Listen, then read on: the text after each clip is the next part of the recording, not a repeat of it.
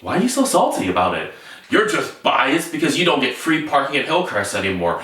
Use transit or carpool to save costs. The cost of free parking is paid by all taxpayers, you know? And besides, don't you want to decrease the amount of people parking? That's exactly my issue. It doesn't even address the main point of it. Look, I get the logic. It's a one-year pilot project aimed at community centers where parking demand is consistently high and where there's good access to nearby transit options for transit, walking, and rowing.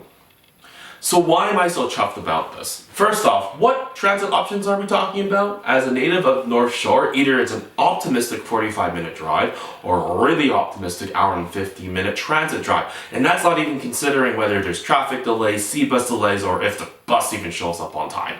3 hours free? Where did the park board get that data for 3 hours? The majority of recreational activities are an average of between 45 minutes to 90 minutes, whether you're spending time at the gym, whether you're in the pool, or whether you're doing some sort of program. If parking turnover was the case, 3 hours doesn't even tackle the fact that most people are spending an average of 90 minutes on their recreational activities. To be honest, it just feels like a half-baked attempt at putting paid parking in without pissing off the majority of the people that use your recreational facilities.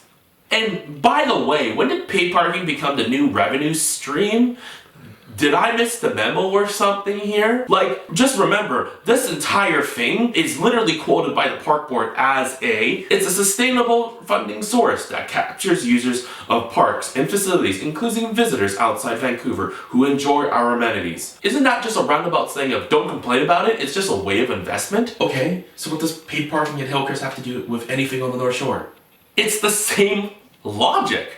Hey, we got a 4% growth in non-taxes due to paid parking. And hey, guess what? Because of those 4% we got from paid parking revenue, that means that we as a community don't see an increase in our overall taxes, which if we didn't have that would have been increased by 1.8%.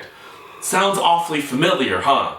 And by the way, the reasoning behind paid parking is the exact same. I quote, "The intent is to encourage turnover of parking on streets where demand clobbers supply and to send drivers to underuse off-street parking. The city has a goal of reducing the occupancy rate to 85%, meaning each block would have 1 to 2 spaces available at any time." Why is paid parking mostly on the interior roads of Lonsdale? Parking issues aren't just centralized to Lonsdale itself.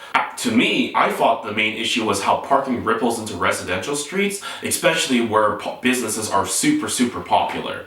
If anything, isn't paid parking supposed to be more broadly implemented to encourage parking turnover in every one of those streets that are seen? By the way, your policy mandate stating that you want to move traffic to underused off-street parking options doesn't really spell much confidence that you have an idea of how to deal with parking. It just sort of feels like you just want to move parking out of Lonsdale.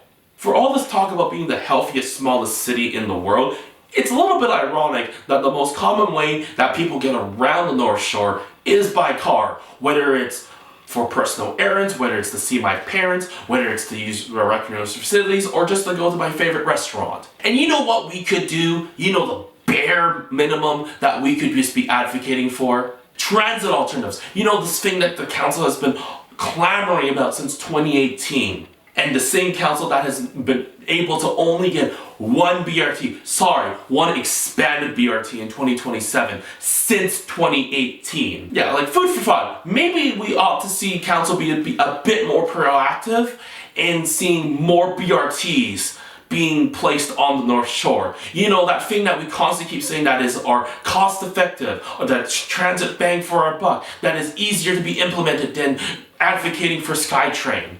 I mean, let's be honest, we have the surveys, we've done the reports. Can we physically see something form from those reports? Can we see something physically form from it? Council? Council? Council?